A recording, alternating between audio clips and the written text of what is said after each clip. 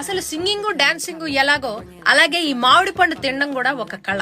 ఈ కాలం వాళ్ళు తలకిందులా తపస్సు చేసినా ఈ ఆర్టుని పొందలేరు. ఆ వయసు వాళ్ళందరూ మామిడి పండు తినడంలో ఒక డిగ్రీ పొందాం. అసలు నాలాంటి వాళ్ళు కొంతమంది అయితే డాక్టరేట్లు కూడా పుచ్చుకున్నారు. మ్యాథ్స్ సైన్స్ ఎలాగైతే ఇంపార్టెంటో అలాగే మామిడి పండు తినడం కూడా ఒక సబ్జెక్ట్ ఉండాలండి స్కూల్లో. శుభ్రంగా తొక్కలు తీసుకొని ముక్కలు తరుక్కుని తింటే అది మామిడి పండు తిన్నట్టు కాదు. ఒక మామిడి పండు తింటే పళ్ళ మధ్యలో ఆ పీచు ఇరుక్కుని చావాలి.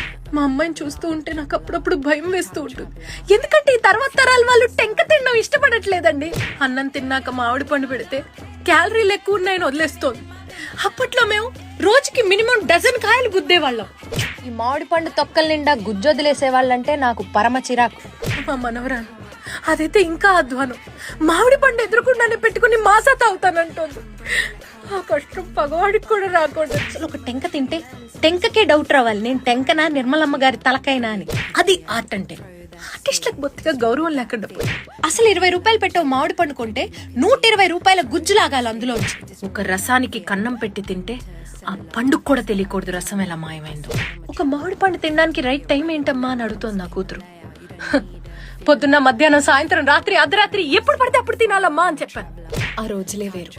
సమ్మర్ లో ఎండలు వస్తాయన్న భయం కన్నా మామిడి పండు తినొచ్చన్న ఆనందమే ఎక్కువ ఉండేది మాకు. బహుశా ఈ కళ మా తరంతోనే అంతరించిపోతుందేమో.